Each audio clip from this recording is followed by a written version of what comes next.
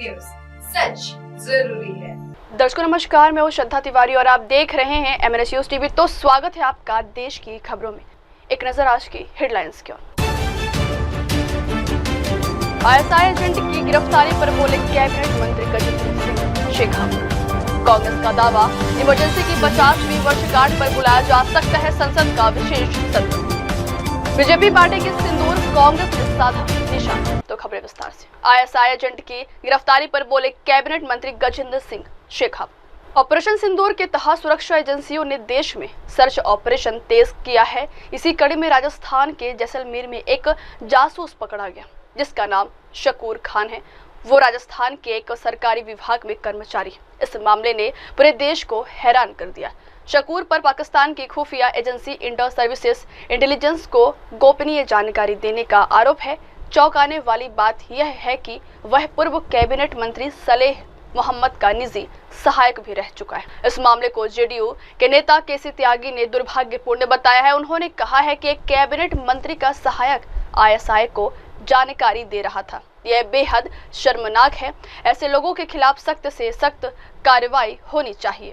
इस मामले पर केंद्रीय मंत्री गजेंद्र सिंह शेखावत ने कहा, ये निश्चित तौर पर चिंता का विषय है। इस मामले की ठीक से जांच होनी चाहिए। इससे जुड़े सभी आरोपियों को राष्ट्रीय सुरक्षा के साथ खिलवाड़ करने की उचित सजा मिले। एक दुर्भाग्यपूर्ण प्रकरण है जिसमें सरकार में रहे मंत्री का निजी सहायक ISI को सूचनाएं प्रदान कर रहा हो। मैं चाहता हूं कि ऐसे व्यक्तियों के खिलाफ सख्त से सख्त कड़ी कार्रवाई की जाए। मैं आज ही विदेश से लौटा हूं और मीडिया के माध्यम से मुझे इस विषय की जानकारी हुई है कि पूर्व मंत्री सालेह मोहम्मद जी के PA को जासूसी के अपराध में पुलिस ने हिरासत में लिया है। ये निश्चित रूप से चिंता का विषय है और इसकी ठीक से जांच होकर के उनके सारे जितने भी सूत्र उनके साथ में जुड़े हुए हैं उन सब की जांच करते हुए राष्ट्रीय सुरक्षा के साथ में समझौता करने वाले या खिलवाड़ करने वाले लोगों को अपने किए की सजा मिलनी चाहिए। बढ़ते अगली खबर की। कांग्रेस का दावा, इमरजेंसी की 50वीं वर्षगांठ पर बुलाया जा सकता है सांसद का विशेष सत्र। कांग्रेस का दावा, इमरजेंसी की 50वीं वर्षगांठ पर बुलाया जा सकता है संसद का विशेष सत्र। कांग्रेस सांसद जयराम रमेश ने 25-26 जून को इमरजेंसी की 50वीं एनिवर्सरी पर स्पेशल सेशन बुलाए जाने पर सरकार पर हमला बोला है। रमेश ने कहा है कि मोदी सरकार आज की समस्याओं को दूर करने में पूरी तरह फेल साबित हुई है। ऐसे में ये सब करके वो बस अपनी नाकामियां छुपाना चाहती है। उन्होंने सरकार से पूछा कि जो पिछले 11 सालों से देश में अघोषित इमरजेंसी लागू है उसका क्या। कांग्रेस नेता जयराम ने कहा है कि मोदी सरकार इस अघोषित इमरजेंसी पर जनता को जवाब क्यों नहीं देती है। इस सत्र को बुलाना सब बस इनकी गंदी राजनीति का नतीजा है जिसका उद्देश्य बस आज के सवालों से लोगों का ध्यान भटकाना है। उन्होंने कहा है कि वे 50 साल पहले क्या हुआ उसके लिए विशेष सत्र बुलाना चाहते हैं ताकि आज के सवालों से बच सके। उन्होंने यह भी कहा है कि वे इमरजेंसी के दौरान राष्ट्रीय स्वयंसेवक संघ की भूमिका को भी उजागर करेंगे और इसकी हकीकत को जनता के सामने लाएंगे। अभी सुनने को आ रहा है कि 25 और 26 जून को, क्योंकि वहाँ इमरजेंसी की 50वीं वर्षगांठ है, उसके लिए एक विशेष सत्र बुलाया जा सकता है। एक व्यक्ति जो 11 साल से अघोषित इमरजेंसी चला रहे हैं, अनडिक्लेयर्ड इमरजेंसी हमारे देश में 26 मई 2014 से लागू है, वो एक विशेष सत्र बुलाना चाहते हैं। 50 साल पहले क्या हुआ, 50 साल पहले क्या हुआ। तो आज के मुद्दे हैं, आज के मुद्दे, आज के सवाल से ध्यान हटाने के लिए 50वीं वर्षगांठ की बात कर रहे हैं। ठीक है, अगर करना कीजिए। RSS की क्या भूमिका थी, हम उसका पूरा पर्दाफाश लाएंगे। हकीकत जो है पूरा देश के सामने रखेंगे कि इन्होंने क्या क्या कहा था। पर आज हमारी मांग है विशेष सत्र बुलाया जाए। 22 फरवरी 1994 का प्रस्ताव को दोहराया जाए, उसको अपडेट किया जाए।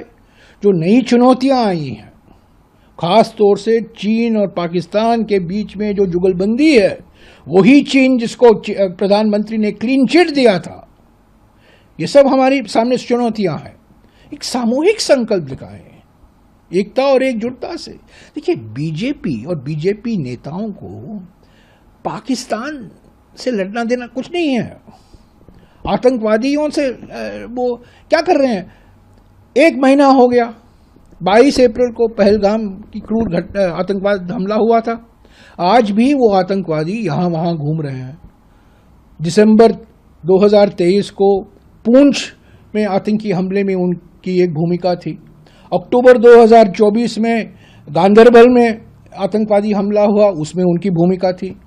उसी महीने अक्टूबर 2024 को गुलमर्ग में एक आतंकवादी हमला हुआ था, उसमें उनकी भूमिका थी। यानी कि ये जो पहलगाम के आतंकवादी हैं, उन्होंने 4 आतंकी हमले कराए हैं 18 महीने में। आज वह यहाँ वहाँ घूम रहे हैं। हमारे सांसद भी यहाँ वहाँ घूम रहे हैं और आतंकवादी भी यहाँ वहाँ घूम रहे हैं। तो यही तो गंभीरता से हम ये सवाल पूछ रहे हैं, इन सवालों का जवाब नहीं देते हैं। बीजेपी सिर्फ कांग्रेस पार्टी को निशाना बनाती है। इनका हमला जो है कांग्रेस पार्टी पर है। आतंकवादियों के ऊपर होना चाहिए, पाकिस्तान पर कार्रवाई होनी चाहिए, आतंकवादियों को गिरफ्तार करना चाहिए। कांग्रेस पार्टी के साथ आपका राजनीतिक मतभेद है, पार्लियामेंट में बहस हो, चुनाव में बहस हो, पर रोज मिसाइल जो छोड़े जा रहे हैं प्रक्षेपास्त्र, वो कांग्रेस पार्टी के खिलाफ छोड़े जा रहे हैं। नहीं, एक मिसाइल का नाम है निशिकांत दुबे, दूसरा कई मिसाइल है उनके यहाँ। मिसाइल की बात कर रहा हूँ। देखिए, ये सब ध्यान भटकाने के लिए है। जो असली सवाल है, राष्ट्रपति ट्रंप क्या कह रहे हैं, आप चुप हैं। चीन को आपने क्लीन चिट दिया, आप चुप हैं। युद्ध विराम क्यों हुआ, आप चुप हैं। ऑपरेशन सिंदूर का राजनीतिकरण क्यों कर रहे हैं जब विपक्ष एकता और एकजुटता की बात कर रही है, आप चुप हैं।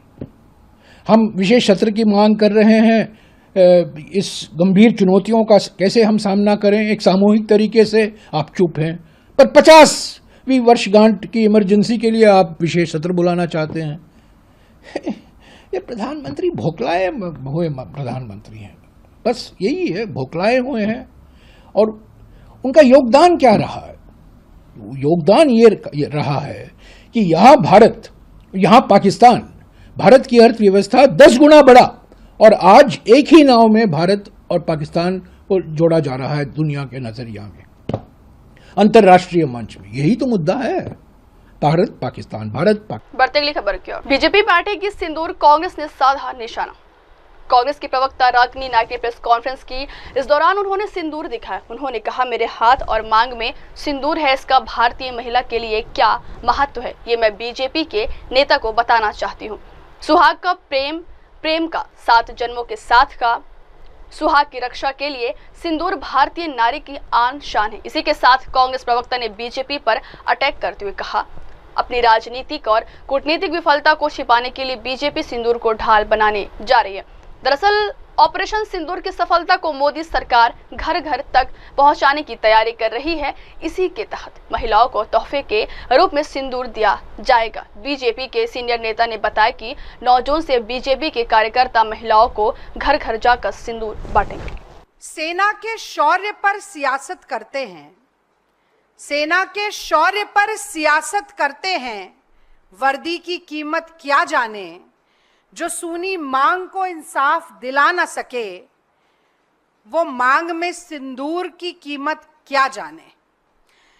तो देखिए, मेरी मांग में और मेरे हाथ में जो ये सिंदूर है, इसका स्वरूप और इसका रंग भारत के अलग अलग प्रांतों में अलग हो सकता है, लेकिन एक भारतीय सनातनी ब्याहता महिला के लिए इस सिंदूर का क्या महत्व है और इसकी क्या पहचान है, यह मैं आज भाजपा और संघ के लोगों को बड़ी सावगोई के साथ समझाना चाहती हूं, क्योंकि मुझे लगता है कि सिंदूर का महत्व उनकी समझ में आता नहीं है।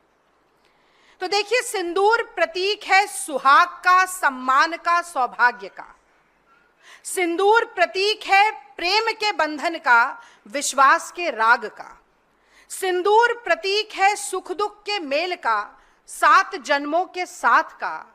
सिंदूर प्रतीक है बुरी नजर को भस्म करने वाली एक चुटकी आग का। वो सिंदूर जो ब्याहता स्त्री की मांग को सजाता है, जो सुहाग की रक्षा के काम आता है, जो भारत की नारी शक्ति की शान है, आन है और बान है, उसी सिंदूर के साथ उसका दुरुपयोग करते हुए आत्ममुग्धता की पराकाष्ठा में लिप्त है नरेंद्र मोदी जी। और यही कारण है कि अपनी सस्ती, ओछी और निम्न स्तरीय सियासत के लिए अब मांग के सिंदूर का भी इस्तेमाल मोदी सरकार धड़ल्ले से करेगी, ये घोषणा की जा चुकी है। लेकिन मैं कहती हूं कि मोदी जी, फिर भी अगर आप सिंदूर बांटना चाहते हैं जाके घर घर, तो मेरे 3 सवाल हैं जिनका जवाब आपको, भारतीय जनता पार्टी और संघ के कार्यकर्ताओं और नेताओं को, इस देश की महिलाओं को, बेटियों को जरूर देना चाहिए। और पहला सवाल यह है कि पराये आदमियों द्वारा दिया गया यह सरकारी सिंदूर, पराये आदमियों द्वारा दिया गया यह सरकारी सिंदूर किसके काम आएगा और किस लिए काम आएगा? तो जो हिंदू धर्म के स्वघोषित ठेकेदार हैं, संघी और भाजपाई, क्या वो नहीं जानते हैं कि भारत में हिंदू सनातनी ब्याहता महिला जो है, उसे बिछिया, मंगलसूत्र और सिंदूर ससुराल से मिलता है। उसके गले में मंगलसूत्र और उसकी मांग में सिंदूर उसका पति सजाता है, या फिर सिंदूर मिलता है शक्तिपीठ से, मंदिर से, सौभाग्य के आशीर्वाद के रूप में। तो ये जब आपके कार्यकर्ता डिब्बियों और पैकेट में सिंदूर पहुंचाएंगे, और लिख कर रख लीजिए कि जिस डिब्बी में, जिस पैकेट में सिंदूर जाएगा, उसके ऊपर भी मोदी जी की फोटो छपी होगी, क्योंकि कोविड की वैक्सीनेशन सर्टिफिकेट पर जिस व्यक्ति ने अपनी फोटो छाप दी हो, वो क्या ऐसी जब सिंदूर बांटेगा तब अपनी फोटो नहीं छापेगा? ये छपास ही है जिसके कारण ये राजनीतिकरण हो रहा है। मैं तो समझती थी कि पसीना मलकर चेहरा चमकाते हैं, अब सिंदूर और वर्दी पर सियासत करके चेहरा चमका रहे हैं। तो जब वो पराया मर्द मोदी जी की फोटो पे छपा हुआ पैकेट सिंदूर का ले जाएगा, तो वो किसी ब्याहता महिला के काम नहीं आएगा, वो काम आएगा मोदी जी के, वो काम आएगा मोदी जी के प्रचार के, और वो काम आएगा मोदी जी की सस्ती और ओछी सियासत के, राजनीति के, पॉलिटिसाइजेशन के। अब मैं दूसरा सवाल पूछती हूं, मैं ये भी जानना चाहती हूं कि किस मुंह से भाजपा और संघ के नेता कार्यकर्ता जाएंगे और ये सिंदूर बांटेंगे, जब पहलगांव के शहीदों की विधवाओं की सूनी मांग चीख चीख कर पूछ रही है कि उन दुर्दांत आतंकवादियों को कब पकड़ा जाएगा? मोदी जी, उन्हें जमीन निगल गई कि आसमान खा गया? उन विधवाओं को इंसाफ कब मिलेगा?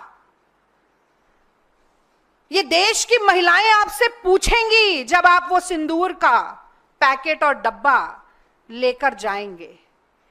आपसे कहा जाएगा कि क्यों नहीं मौत के घाट उतारा गया, क्यों नहीं मारा गया? अगर सिंदूर का इंसाफ आपको देना था महिलाओं को और सिंदूर को बांटने का काम आप कर रहे हैं।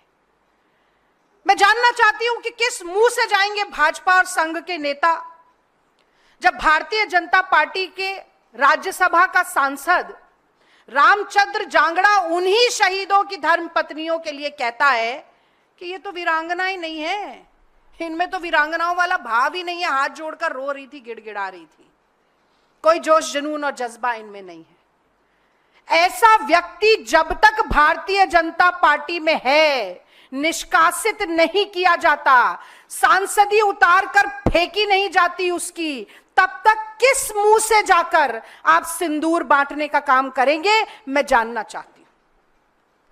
मैं जानना चाहती हूं कि कैसे मुंह दिखाएंगे इस देश की महिलाओं को, बेटियों को, नारी शक्ति को, जब शहीद विनय नरवाल की पत्नी ने केवल यह कहा कि हिंदू मुसलमान मत करो, मत करो हिंदू मुसलमान, क्योंकि पाकिस्तान के आतंकवादी आए थे, धर्म पूछकर मार के गए हैं। ये आईएसआई का, पाकिस्तान का जो एजेंडा है, उसे पेडल मत करो, मत करो हिंदू मुसलमान। लेकिन संघी भाजपाइयों को ये कैसे बर्दाश्त हो सकता है कि वो शहीद की पत्नी, शहीद की बेवा ही क्यों ना हो, शहीद की विधवा ही क्यों ना हो, उसने मुंह से तो हिंदू मुसलमान एकता की बात कर दी ना। तो उसको अपमानित करो, उसको लज्जित करो और आसमान और जमीन एक कर दो। उसको गालियां देने में किस मुंह से जाएंगे आप सिंदूर बांटने के लिए? क्या मुंह दिखाएंगे आप देश की बेटियों को? और मैं जानना चाहती हूं कि वो विजय शाह, कर्नल सोफिया कुरैशी मांग में सिंदूर नहीं लगाती है, पर वो भारत माता की उतनी ही बेटी है जितनी हर वो महिला जो देशभक्ति में अपना सब कुछ न्यौछावर करना चाहती है। तो विजय शाह की जुर्रत कैसे हो जाती है कि वो आतंकवादियों की बहन बता दे और उसके बाद मंत्रिमंडल में बना रहे कि जबलपुर का हाईकोर्ट संज्ञान ले ले पर मोदी जी संज्ञान नहीं ले सकते, कि मोदी जी की मूक सहमति बार बार ऐसे लोगों को मिलती रहे जो देश की बेटियों को अपमानित करते हैं और फिर उसके बाद सिंदूर बांटने की बात करते हैं। बहुत आश्चर्य होता है मुझे। और जब तक ये सारे नाम मैंने आपको गिनाए, मैं विक्रम मिश्री जी का भी उदाहरण दे सकती। सीज फायर का निर्णय सरकार का था ट्रंप और ट्रेड के दबाव में, पर घोषणा उन्होंने क्या कर दी? अंधभक्तों की टोली लग गई उनके पीछे, और उनके पीछे तो लगी उनकी बेटी का क्या कसूर था कि उसके बारे में इतनी अनर्गल बातें कही गई। अंतहीन है ये फहरिस्त। और मैं समझती हूं कि जब तक इन लोगों को निकाला नहीं जाता है, जब तक ऐसे बेशर्मों को, निर्लज्जों के मुंह पे कालिख नहीं पोती जाती है, तब तक सिंदूर बांटने की जगह अपनी नाक को चुल्लू भर पानी में डुबो कर रखना चाहिए मोदी सरकार को। और तीसरा सवाल मैं पूछना चाहती हूं, जो ऑपरेशन सिंदूर से थोड़ा इतर है, क्योंकि मुझे लगता है कि ऑपरेशन सिंदूर की सफलता का गुणगान पूरा देश कर रहा है, देश का हर नागरिक कर रहा है। हिंदू, मुस्लिम, सिख, ईसाई, जैन, पारसी, हर संप्रदाय, हर प्रांत, हर जाति, हर भाषा का व्यक्ति कर रहा है।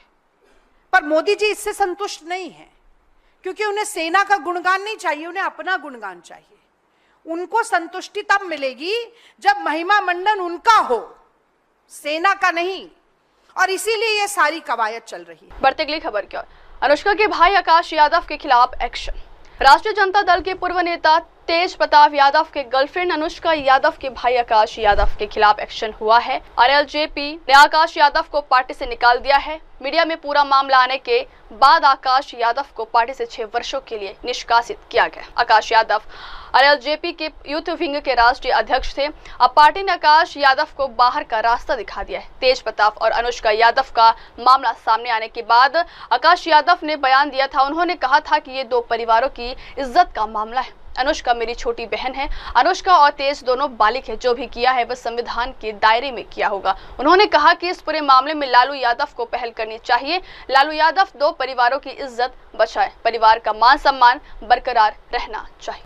बढ़ते अगली खबर की ओर। थरूर पर फिर बरसे कांग्रेस नेता उदित राज। कांग्रेस सांसद डॉक्टर शशि थरूर पर दिए गए अपने बयान पर कांग्रेस नेता उदित राज ने कहा है कि आप मेरे और मेरी पार्टी के रुख में अंतर क्यों कर रहे हैं। जयराम रमेश और पवन खेड़ा ने भी कल जो कहा था उसे ही रिपोस्ट किया है। जब उनसे पूछा गया कि क्या डॉक्टर थरूर को पार्टी से निलंबित किया जाना चाहिए, तो उन्होंने कहा है कि यह कार्य समिति राष्ट्रीय अध्यक्ष और राहुल गांधी पर निर्भर करता है। अगर वह गलत बयान देते हैं और कांग्रेस के इतिहास को मिटाने की कोशिश करते हैं तो मैं कांग्रेस के साथ खड़ा हूं। उन्होंने कहा है कि मुझे निजी लाभ की चिंता नहीं है, मैं खुद को कुर्बान करने के लिए तैयार हूं। वह यह कहकर कांग्रेस को बदनाम करने की कोशिश कर रहे हैं कि किसी की पार्टी ने कुछ नहीं किया। अब पीएम मोदी को फर्जी सर्जिकल स्ट्राइक का महिमा मंडन कर रहे हैं। आपकी पार्टी क्या, आप क्या मांग करेंगे डॉक्टर थरूर को लेके? क्या स्टैंड आप लोगों को रखना चाहिए? आप अपना स्टैंड तो रख रहे हैं, लेकिन पार्टी को भी क्या इसका संज्ञान लेना चाहिए? देखिए, मेरा स्टैंड और पार्टी का स्टैंड में क्यों फर्क आप कर रहे हैं? मैंने जब कल कोई कहा तो जयराम रमेश जी ने भी रिपोस्ट किया है और पवन खेड़ा जी ने किया ही है। पार्टी को अगर हम डिफेंड करेंगे तो पार्टी डिफेंड नहीं करना चाहेगी अपने आप को। तो आप क्या चाहते हैं कि इस पर एक्शन होना चाहिए? नहीं, वो पार्टी वर्किंग कमेटी के ऊपर है, राष्ट्रीय अध्यक्ष के ऊपर है, राहुल जी के ऊपर है। लेकिन अगर वो गलत बात बोल रहे हैं, कांग्रेस का इतिहास मिटाने की कोशिश करेंगे, तो मैं कांग्रेस में हूँ भाई। मेरी अपनी व्यक्तिगत मुझे लाभ की चिंता नहीं है। मैं अपना सेक्रीफाइस करने को तैयार हूँ। तो लेकिन जिस पार्टी में हूँ उस पार्टी के साथ मैं नहीं खड़ा रहूँगा, एक कांग्रेसी नहीं खड़ा होगा। उस पार्टी को आप लहूलुहान कर रहे हैं कि उन्होंने कुछ किया नहीं है। ये फर्जी मोदी जी का फर्जी सर्जिकल स्ट्राइक इसको आप बड़ा महिमा मंडित कर रहे हैं। क्या अचीव किया है? यह तक डिफेंड करना थरूर द्वारा कि सिक्योरिटी लैब से तो हर जगह होते हैं, ये अपराध है भाई। 3 टायर की सिक्योरिटी होनी चाहिए, वहाँ 1.5 घंटे 2 घंटे पुलिस नहीं 28 लोग मार दिए गए। आप वो इसको भी डिफेंड कर रहे हैं, सिक्योरिटी लेस को डिफेंड कर रहे हैं। ये देश हित में है। देश हित में आज से अंग्रेजों के देश आज़ादी के पहले से और आज़ादी के बाद से देश हित में कभी थे ही नहीं, न आज हैं। मोदी सेना का पराक्रम का श्रेय सेना को जाने कि मोदी जी ये वर्दी पहन के घूम रहे हैं। मोदी जी जैसी जगह गए थे लड़ने क्या? सेना की क्रेडिट, सेना का शौर्य सेना तक रहना चाहिए, सेना को देना चाहिए।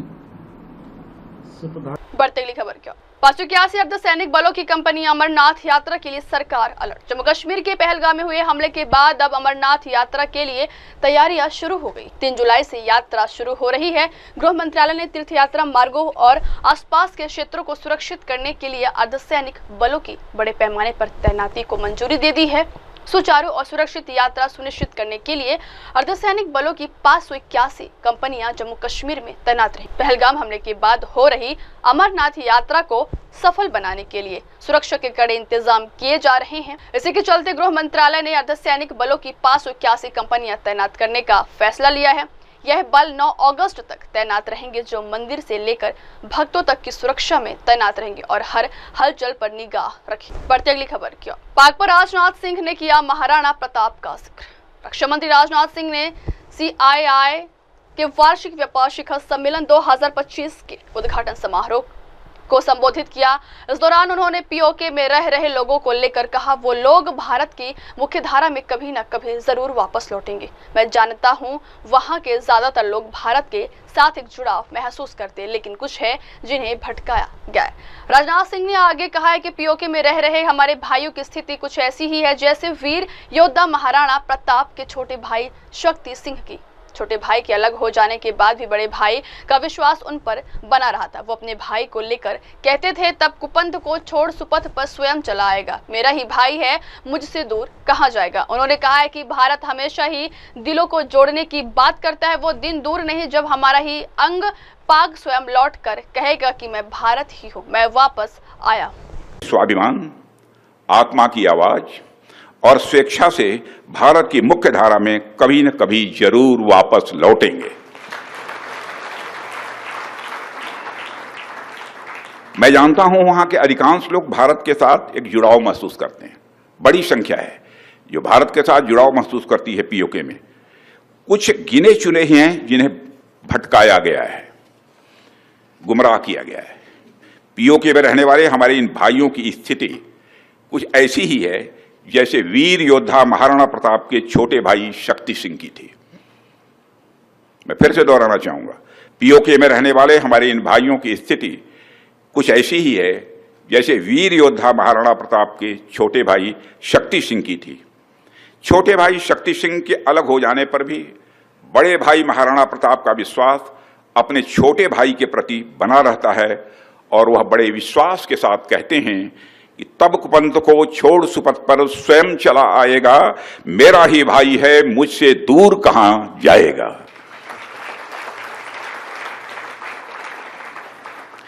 भारत हमेशा ही दिलों को जोड़ने की बात करता है और हमें विश्वास है कि प्रेम, एकता और सत्य के मार्ग पर चलकर वह दिन दूर नहीं जब हमारा ही अंग POK स्वयं लौटकर कहेगा, मैं भारत हूं, भारत ही हूं, मैं वापस आऊंगा। और वापस आया हूं, मैं भारत ही हूं, मैं वापस आया हूं, यह पीओके कहेगा, ऐसा मेरा पक्का विश्वास है। पीओके की भारत से एकजुटता इस देश की सांस्कृतिक, सामाजिक और आर्थिक समृद्धि पर निर्भर करती है। साथियों, जब मैं मेक इन इंडिया के माध्यम से प्रॉस्पेरिटी की बात करता हूं तो मेरी बात सिर्फ डिफेंस मैन्युफैक्चरिंग तक ही सीमित नहीं है। मेक इन इंडिया हमारे लिए डिफाइनिंग मूवमेंट है जो 20वीं शताब्दी में जापान में आया था। हम जापान की तरह ही इंजीनियरिंग, हाई प्रिसीजन मैन्युफैक्चरिंग और फ्यूचर टेक्नोलॉजी के लिए एक डेवलपमेंट हब। अगली खबर, लैंड फॉर जॉब घोटाला, आरजेडी सुप्रीमो लालू यादव की याचिका पर सुनवाई पूरी। दिल्ली हाई कोर्ट में बिहार के पूर्व मुख्यमंत्री और राष्ट्रीय जनता दल के सुप्रीमो लालू प्रसाद यादव की लैंड फॉर जॉब घोटाला मामला में गुरुवार को सुनवाई पूरी हो गई है। हाईकोर्ट ने लालू यादव की याचिका पर फैसला सुरक्षित रख लिया। पूर्व रेल मंत्री लालू यादव ने नौकरी के बदले जमीन मामले में केंद्रीय अन्वेषण ब्यूरो द्वारा दर्ज एफआईआर और चार्जशीट को रद्द करने की मांग की। लालू प्रसाद यादव ने कथित भूमि के लिए नौकरी भ्रष्टाचार मामले में दर्ज चार्जशीट को रद्द करने की मांग करते हुए दिल्ली हाई कोर्ट का रुख किया। सुनवाई के दौरान लालू प्रसाद की ओर से सीनियर वकील कपिल सिब्बल पेश हुए। उन्होंने तर्क दिया कि सीबीआई ने उनके खिलाफ आवश्यक मंजूरी लिए बिना अपनी जांच जारी रखी। उन्होंने कोर्ट को बताया कि जबकि अन्य आरोपियों के लिए अनुमति ली गई थी। बढ़ते अगली खबर की ओर, मायावती में हो रहा है अजित का अपमान, संजय राउत का दावा। अजित पवार गुट के नेता छगन भुजबल ने 20 मई को मंत्री पद की शपथ ली। हालांकि विधानसभा चुनाव के बाद राज्य में दोबारा सत्ता में आई। मायावती सरकार के मंत्रिमंडल से पहले छगन भुजबल को नजरअंदाज किया गया था। इसके बाद भुजबल ने सार्वजनिक रूप से अपनी नाराजगी जाहिर की थी। इतना ही नहीं, उन्होंने उप मुख्यमंत्री अजित पवार, सांसद सुनील तटकरे और सांसद प्रफुल्ल पटेल पर भी आलोचना की थी। साथ ही उन्होंने पार्टी छोड़ने की भी संकेत दिए थे, लेकिन अंततः छगन भुजबल को मंत्री पद देकर मंत्रिमंडल में शामिल किया गया। इसी बीच अब छगन भुजबल के मंत्रिमंडल में शामिल किए जाने को लेकर शिवसेना के सांसद संजय राउत ने एक बड़ा दावा किया। संजय राउत के इस बयान के बाद राजनीतिक हलकों में चर्चाएं का बाजार गर्म हो गया है। संजय राउत ने आगे कहा कि भाजपा द्वारा अजित का अपमान जारी है, यानी अजित पवार को बिना पूछे उनके ही पार्टी के नेता छगन भुजबल को भाजपा ने मंत्री बना दिया है। अगली खबर, हिंगोली में आज मुख्यमंत्री देवेंद्र फडणवीस की मौजूदगी में विभिन्न विकास कार्यों का शिलान्यास और लोकार्पण। हिंगोली में आज मुख्यमंत्री देवेंद्र फडणवीस की मौजूदगी में विभिन्न विकास कार्यों का शिलान्यास और लोकार्पण तथा किसान सम्मेलन का आयोजन किया गया। इस बैठक में शिंदे गुट के विधायक संतोष बांगर और अजित पवार गुट के विधायक राजेश नवघरे शामिल नहीं हुए। हालांकि उन्होंने बैठक के बगल में बने हेलीपैड पर मुख्यमंत्री फडणवीस से मुलाकात की और उनका अभिनंदन किया। इस कार्यक्रम के लिए कलमनुरी विधायक संतोष बांगर और वसमत विधायक राजेश नवघरे को आमंत्रित किया गया था। हालांकि इस कार्यक्रम की पूरी योजना भाजपा विधायक तन्हाजी मुटकुले ने बनाई थी। चूंकि यह भाजपा पार्टी का कार्यक्रम था, इसलिए मंच पर भाजपा के सभी पदाधिकारियों का जुलूस था। उल्लेखनीय है कि हिंगोली में विधायक बांगर और विधायक नवघरे ने कार्यक्रम में भाग लिया। उन्होंने हेलीपैड पर देवेंद्र फडणवीस का अभिनंदन भी किया। हालांकि वे कार्यक्रम के मंच पर आने से बचते रहे। यह बात अब काफी चर्चा का विषय बन गई और यह स्पष्ट है कि मायावती के विधायकों में तालमेल अब नहीं।